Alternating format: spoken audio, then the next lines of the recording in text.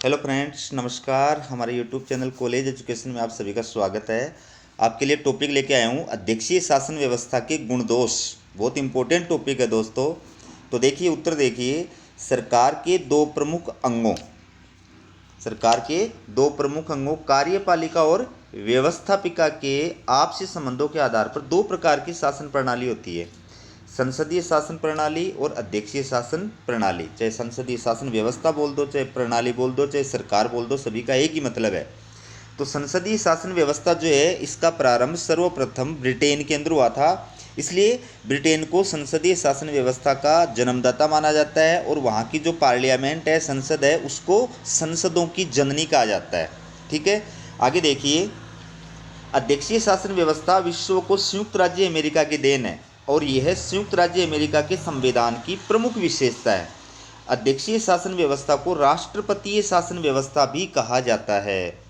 अध्यक्षीय शासन व्यवस्था को राष्ट्रपतीय शासन व्यवस्था भी कहा जाता है। इसका मतलब क्या है?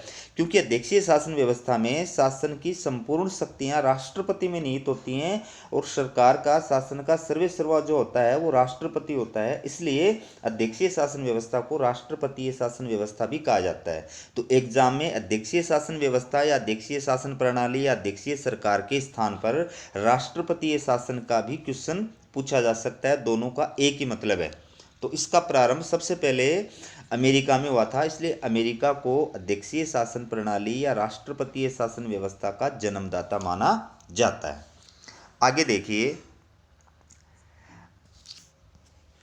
अध्यक्षीय शासन व्यवस्था के गुण या लाभ। और पहला है स्थिर सरकार। देखिए, अध्यक्षात्मक शासन प्रणाली का प्रमुख गुण स्थिर सरकार का निर्माण है। इस शासन प्रणाली में शासन की संपूर्ण शक्तियां राष्ट्रपति में निहित होती हैं, जिनका कार्यकाल 4 वर्ष निर्धारित है और इस अवधि से पूर्व व्यवस्थापिका यानी कांग्रेस द्वारा अविश्वास प्रस्ताव पारित कर राष्ट्रपति को पद से नहीं हटाया जा सकता है। इसके अलावा राष्ट्रपति को केवल महाभियोग प्रस्ताव द्वारा ही पद से हटाया जा सकता है, जिसकी प्रक्रिया काफ़ी कठोर होती है और आसानी से महाभियोग प्रस्ताव पारित नहीं हो सकता है। तो दोस्तों, जो अध्यक्षीय शासन व्यवस्था है, ये जो शासन व्यवस्था है, इसमें कार्यपालिका का कार्यकाल निश्चित होता है। इसलिए इसमें सरकार में ऑटोमेटिक स्थिरता का गुण आ जाता है। इसके अलावा अविश्वास प्रस्ताव लगा करके व्यवस्थापिका को यानी कांग्रेस को, कार्यपालिका को यानी राष्ट्रपति को कार्यकाल से पहले पद से हटाने का अधिकार भी प्राप्त नहीं होता है। इसके अलावा जो महाभियोग की प्रक्रिया है, उसी से केवल कार्यपालिका को, राष्ट्रपति को पद से हटाया जा सकता है। लेकिन महाभियोग की प्रक्रिया बहुत जटिल है, बहुत कठोर है और आसानी से व्यवस्थापिका में महाभियोग प्रस्ताव पारित नहीं हो सकता है। इसलिए अध्यक्षीय शासन व्यवस्था का सबसे पहला गुण हो गया स्थिर सरकार का निर्माण। दूसरा जो देखिए इसकी गुण या गुण या लाभ देखिए, नीतियों में निश्चितता। देखिए, अध्यक्षीय शासन व्यवस्था में सरकार में स्थिरता पाई जाती है। इस वजह से सरकार की नीतियों में भी निश्चितता पाई जाती है। इस शासन प्रणाली में दीर्घकालीन नीतियां बनाई जा सकती हैं और उन नीतियों को दृढ़ता से लागू किया जा सकता है। तो अध्यक्षीय शासन व्यवस्था का एक गुण क्या है कि इस शासन व्यवस्था में सरकार की, कार्यपालिका की नीतियों में निश्चितता पाई जाती है। क्योंकि राष्ट्रपति को, सरकार को पता होता है कि मेरा कार्यकाल 4 साल है, 4 साल से पहले मेरे को पद से नहीं हटाया जा सकता है। ठीक है, तो वो आराम से और तसल्ली से सरकार चला सकता है और अपनी नीतियों और अपने कार्यक्रमों को निर्धारित कर सकता है और दृढ़ता से उन नीतियों और कार्यक्रमों को लागू कर सकता है। उसको ये भय नहीं रहता है कि कभी भी मेरे विरुद्ध अविश्वास प्रस्ताव आ सकता है या मेरी पार्टी के अंदर शामिल जो मंत्री हैं या सांसद हैं वो मुझे छोड़ करके दूसरी पार्टी में जा सकते हैं। इस प्रकार की स्थितियाँ वहाँ पर अध्यक्षीय शासन व्यवस्था के अंदर नहीं पाई जाती हैं। तीसरी जो विशेषता है इसकी, वो है विशेषज्ञों की सरकार। देखिए, अध्यक्षीय शासन प्रणाली में शासन में प्रशासनिक कुशलता पाई जाती है, क्योंकि राष्ट्रपति द्वारा नियुक्त सचिव यानी मंत्री अपने अपने विभागों के विशेषज्ञ होते हैं। इस शासन प्रणाली में राष्ट्रपति द्वारा विभागों का वितरण राजनीतिक दलबंदी के आधार पर नहीं बल्कि प्रशासनिक कुशलता के आधार पर किया जाता है। राष्ट्रपति के लिए यह आवश्यक नहीं होता है कि वह अपने राजनीतिक दल में से ही अपने सचिव यानी मंत्रियों का चुनाव करे। तो तो अध्यक्षीय शासन व्यवस्था का अगला गुण क्या हो गया, विशेषज्ञों की सरकार, कि इसके अंदर जो मंत्री बनाए जाते हैं, मंत्रियों को अध्यक्षीय शासन व्यवस्था में अमेरिका के अंदर क्या कहा जाता है, सचिव कहा जाता है। तो उनके अंदर वो प्रशासनिक कार्य कुशलता पाई जाती है। क्यों? क्योंकि राष्ट्रपति उन्हीं व्यक्तियों को मंत्री बनाता है जो संबंधित डिपार्टमेंट के, मंत्रालय के, विभाग के कार्य करने के योग्य होते हैं। उनके ऊपर ये कोई दबाव नहीं होता है कि अपनी पार्टी से ही मंत्री बनाओ या अपनी पार्टी के लोगों को ही मंत्रिमंडल में शामिल करो। वो XYZ किसी भी राजनीतिक दल के या बिना राजनीतिक दल की किसी भी XYZ व्यक्ति को जो है वो अपने मंत्रिमंडल के अंदर शामिल कर सकता है, अपना मंत्री बना सकता है। तो इस वजह से जो मंत्रिमंडल बनता है वो क्या होता है, विशेषज्ञों का एक समूह बन जाता है और उसमें ऑटोमेटिक शासन में प्रशासनिक कुशलता आ जाती है। अगला जो गुण है वो आपके सामने है, शक्ति पृथक्करण सिद्धांत पर आधारित। शक्ति पृथक्करण के सिद्धांत का प्रतिपादन फ्रांसीसी विद्वान मोंटेस्क्यू के द्वारा किया गया था। ठीक है, और ये सिद्धांत अमेरिकी संविधान की प्रमुख विशेषता है। तो इसमें देखिए, अध्यक्षीय शासन व्यवस्था शक्ति पृथक्करण के सिद्धांत पर आधारित होती है। इस शासन व्यवस्था में सरकार के 3 प्रमुख कार्यों, विधायन, कार्यपालन तथा न्यायिक को 3 अलग अलग अंगों को प्रदान कर दिया जाता है। इस शासन व्यवस्था में विधायन कार्य व्यवस्थापिका द्वारा किया जाता है, कार्यपालन कार्य कार्यपालिका द्वारा किया जाता है और न्यायिक कार्य न्यायपालिका द्वारा किया जाता है। और सरकार के तीनों अंग एक दूसरे से पृथक और स्वतंत्र रहते हैं। तो अगला गुण इसका क्या हो गया, शक्ति पृथक्करण सिद्धांत पर आधारित। तो शक्ति पृथक्करण सिद्धांत में क्या होता है कि सरकार जो होती है उसके 3 प्रमुख कार्य होते हैं, विधायन, कार्यपालन और न्यायिक। और ये तीनों ही कार्य 3 अलग अलग अंगों को या संस्थाओं को प्रदान कर दिया जाता है। जैसे विधायन का कार्य व्यवस्थापिका को प्रदान कर दिया जाता है, कार्यपालिका कार्य कार्यपालन का कार्य कार्यपालिका को प्रदान कर दिया जाता है और न्यायिक कार्य न्यायपालिका को प्रदान कर दिया जाता है। दूसरी बात कि ये तीनों अंग जो होते हैं वो एक दूसरे से पृथक और स्वतंत्र रहते हैं, कोई भी किसी के कार्यों में इंटरफेयर नहीं करता है। तो इस वजह से भी शासन के अंदर कार्य कुशलता आती है। तीनों अंग अपने अपने कार्य क्षेत्र में स्वतंत्रता पूर्वक कार्य कर सकते हैं। अगला जो गुण है इसका वो है राष्ट्रपति की तानाशाही पर रोक। अध्यक्षीय शासन व्यवस्था का एक गुण क्या होता है कि इसमें शासन की संपूर्ण शक्तियां चूंकि राष्ट्रपति में निहित होती हैं, लेकिन ऐसे उपाय किए जाते हैं कि राष्ट्रपति तानाशाही तरीके से शासन का संचालन नहीं कर सके। तो देखिए, इसमें अध्यक्षीय शासन व्यवस्था में शासन की संपूर्ण शक्तियां राष्ट्रपति में निहित होती हैं, लेकिन राष्ट्रपति तानाशाह नहीं बन सकता है, क्योंकि इस शासन व्यवस्था में नियंत्रण और संतुलन का सिद्धांत पाया जाता है, जिसके तहत सरकार के तीनों अंग एक दूसरे को नियंत्रित रखते हुए शासन में संतुलन स्थापित करने का कार्य करते हैं। राष्ट्रपति अपनी कार्यपालिका शक्तियों का प्रयोग कांग्रेस और विशेषकर सीनेट के सहयोग से ही कर सकता है। फिर आगे देखिए, क्योंकि इस शासन व्यवस्था में नियंत्रण और संतुलन का सिद्धांत पाया जाता है, जिसके तहत सरकार के तीनों अंग एक दूसरे को नियंत्रित रखते हुए शासन में संतुलन स्थापित करने का कार्य करते हैं। राष्ट्रपति का अपनी कार्यपालिका शक्तियों का प्रयोग कांग्रेस और विशेषकर सीनेट के सहयोग से ही कर सकता है। राष्ट्रपति द्वारा की जाने वाली नियुक्तियों तथा विदेशों से की जाने वाली संधियों के लिए सीनेट की स्वीकृति आवश्यक होती है। तो दोस्तों, अध्यक्षीय शासन व्यवस्था की एक प्रमुख विशेषता क्या है, नियंत्रण और संतुलन का सिद्धांत और राष्ट्रपति के ऊपर नियंत्रण, कि राष्ट्रपति मनमाने तरीके से शासन का संचालन नहीं कर सकता है। क्योंकि मोंटेस्क्यू के द्वारा जो नियंत्रण और संतुलन का सिद्धांत प्रतिपादित किया गया था, उसी के तहत अध्यक्षीय शासन व्यवस्था कार्य करती है, जिसमें क्या किया जाता है कि सरकार के जो तीनों अंग होते हैं वो यद्यपि एक दूसरे से स्वतंत्र होते हैं, अपने अपने जो शक्तियाँ और अधिकार उनका प्रयोग करते हैं, लेकिन इसके साथ साथ में शासन में संतुलन बना रहे, कोई भी अंग मनमाने तरीके से अपनी शक्तियों का मिसयूज नहीं कर सके। इसके लिए चेक एंड बैलेंस थ्योरी का प्रयोग किया गया है कि हर अंग दूसरे अंग के कार्यों पर निगरानी रखता है, नियंत्रण रखता है। तो राष्ट्रपति के ऊपर संसद का यानी कांग्रेस का और न्यायपालिका का नियंत्रण स्थापित किया गया है कि जैसे राष्ट्रपति द्वारा जो भी नियुक्तियां की जाती हैं, चाहे वो राष्ट्रीय स्तर पर चाहे अंतर्राष्ट्रीय स्तर पर, वो नियुक्तियां तभी मान्य होती हैं जब कांग्रेस यानी सीनेट उनका अनुमोदन करती है। इसके अलावा राष्ट्रपति विदेशों के साथ में जो भी संधि या समझौता करता है वो तभी मान्य होता है जब सीनेट उसका अनुमोदन करता है। बगैर सीनेट की अनुमति के राष्ट्रपति विदेशों के साथ में न संधि कर सकता है, न समझौता कर सकता है, न किसी युद्ध की घोषणा घोषणा कर सकता है, न सेना को ऑर्डर दे सकता है। ठीक है, तो इस वजह से राष्ट्रपति क्या हो गया, मनमाने तरीके से आचरण नहीं कर सकता, तानाशाही तरीके से व्यवहार नहीं कर सकता है। इसके अलावा सर्वोच्च न्यायालय को भी पावर होती है कि वो न्यायिक पुनरावलोकन की शक्ति का प्रयोग करके और कार्यपालिका यानी राष्ट्रपति के कार्यों की न्यायिक समीक्षा कर सकता है। अगला जो इसका गुण है वो है संकट काल के लिए उपयुक्त। तो अध्यक्षात्मक सरकार में शासन की संपूर्ण कार्यपालिका शक्तियां राष्ट्रपति में निहित रहती हैं। इसमें संकटकालीन परिस्थितियों में कोई भी निर्णय लेने से पहले व्यवस्थापिका की सहमति लेना आवश्यक नहीं है। इसलिए संकटकालीन परिस्थितियों में शीघ्रता से निर्णय लेकर तुरंत कार्यवाही की जा सकती है। तो अध्यक्षीय शासन व्यवस्था संकट काल के लिए भी उपयुक्त होती है। क्यों होती है? पहली बात तो इसमें क्या है कि व्यवस्थापिका कोई भी संकटकालीन परिस्थितियों में निर्णय लेने से पहले व्यवस्थापिका की सहमति लेना आवश्यक नहीं है। ठीक है, तो उस वजह से अगर इमरजेंसी हो गई तो राष्ट्रपति अपने स्तर पर जो भी डिसीजन लेना है वो ले सकता है। दूसरी बात, इसमें जो कैबिनेट होती है वो ये नहीं है कि भाई कैबिनेट की मीटिंग बुलाओ और उसके अंदर वो प्रस्ताव रखो और फिर कैबिनेट से उसका अनुमोदन कराओ, ऐसा कोई झंझट नहीं है।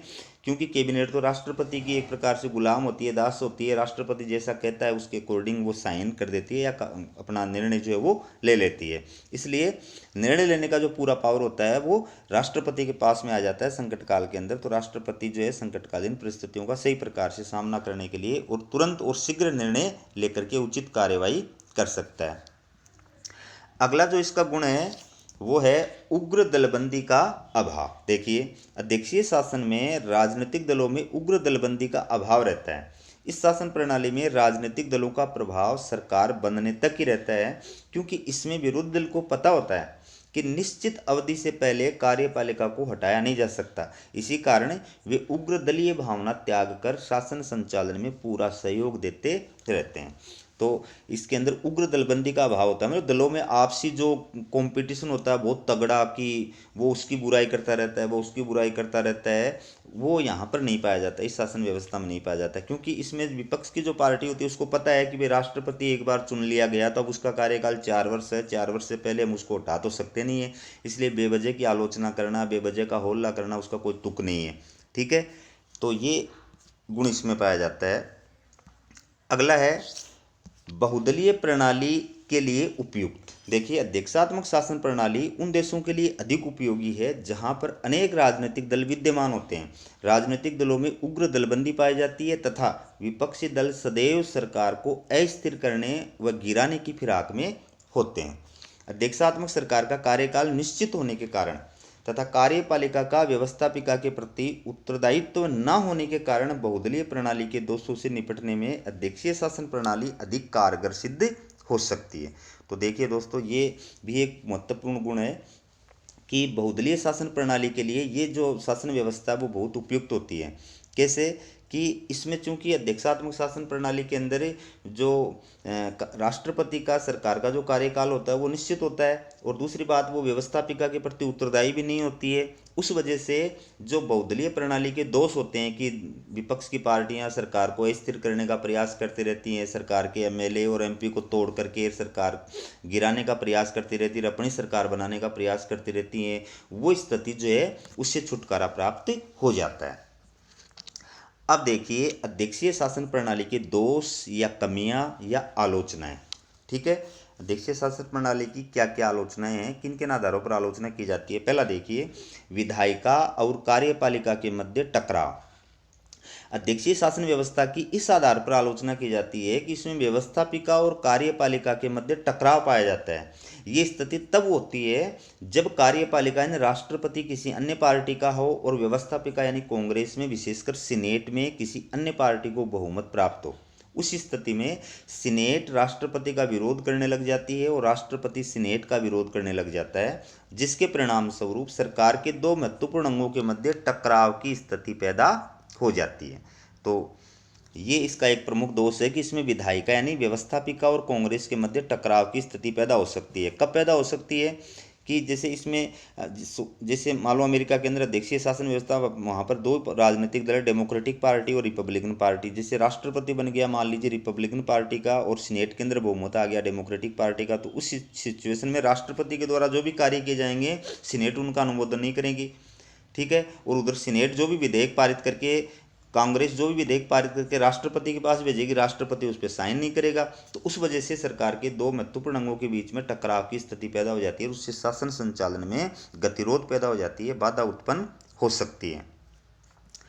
अगला जो दोष है वो देखिए गैर उत्तरदायी सरकार। देखिए अध्यक्षीय शासन व्यवस्था का एक प्रमुख दोष यह है कि इसमें गैर उत्तरदायी सरकार होती है, क्योंकि इस शासन प्रणाली में कार्यपालिका यानी राष्ट्रपति और कैबिनेट अपनी नीतियों और कार्यों के लिए व्यवस्थापिका यानी कांग्रेस के प्रति उत्तरदायी नहीं होते हैं।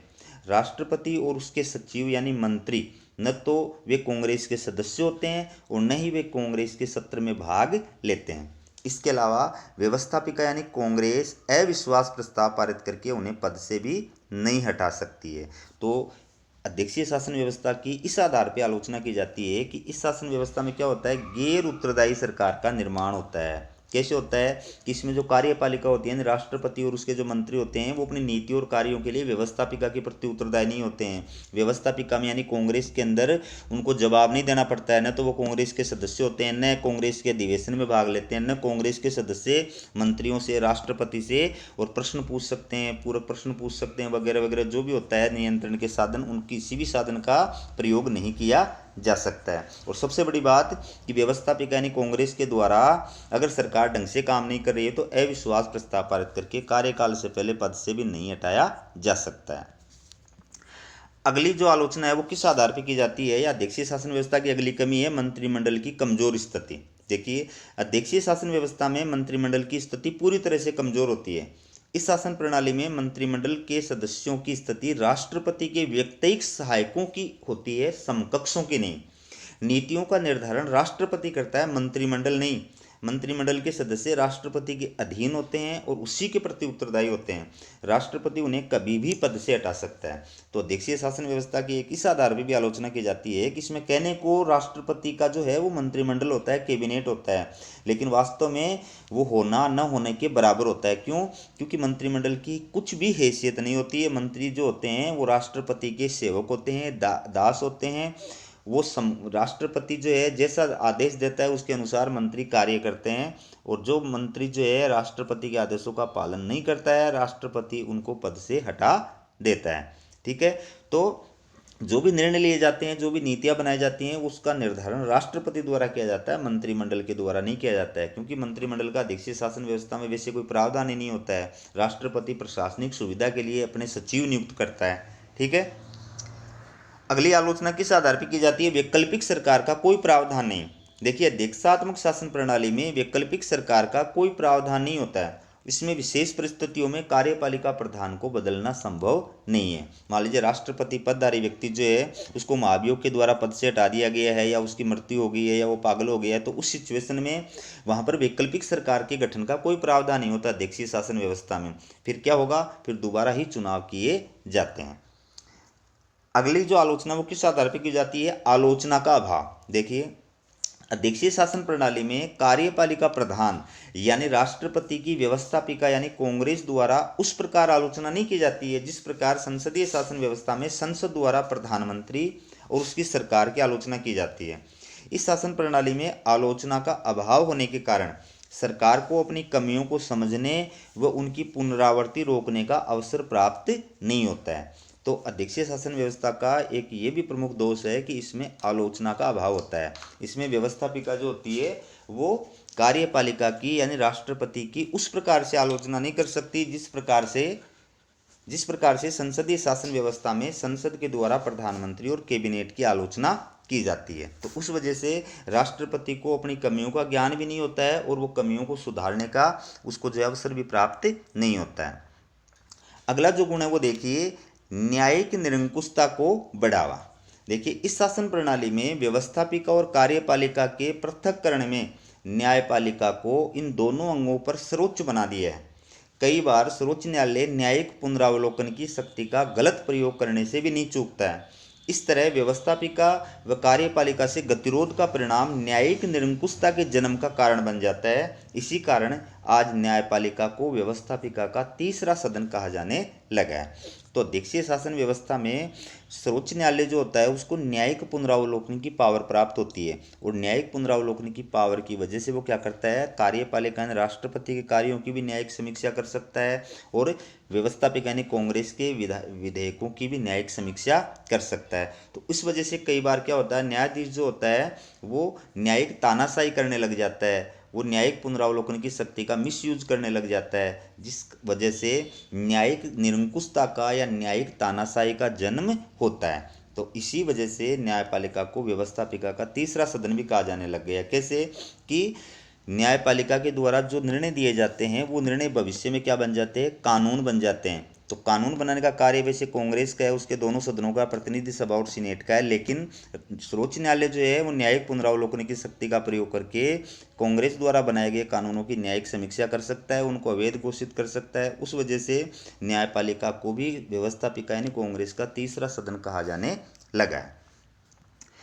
अब देखिए, इस टॉपिक पर अन्य प्रकार से भी क्वेश्चन पूछे जा सकते हैं। दोस्तों ये जो टॉपिक है बहुत इंपॉर्टेंट है, इस पर अन्य किस प्रकार से क्वेश्चन आ सकते हैं आपके एग्जाम में। देखिए, संसदीय और अध्यक्षीय शासन व्यवस्था में आप किसे श्रेष्ठ मानते हैं और क्यों। अगर मान लीजिए क्वेश्चन ऐसे आ गए एग्जाम के अंदर, तो आप जिस भी शासन व्यवस्था को श्रेष्ठ मानते हैं उसके गुण बताने हैं, कि हम इस शासन व्यवस्था को श्रेष्ठ मानते हैं, क्यों मानते हैं, उसके गुण बताने हैं। दूसरी जो अपोजिट वाली शासन व्यवस्था उसके दोष बताने हैं। ठीक है।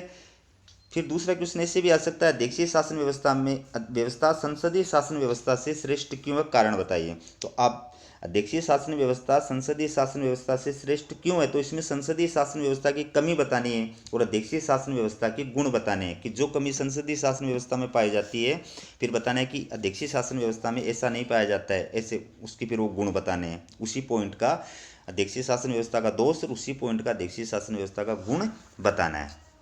फिर देखिए, क्या भारत के लिए अध्यक्षीय शासन व्यवस्था श्रेष्ठ सिद्ध हो सकती है, अपने कथन के पक्ष में तर्क दीजिए।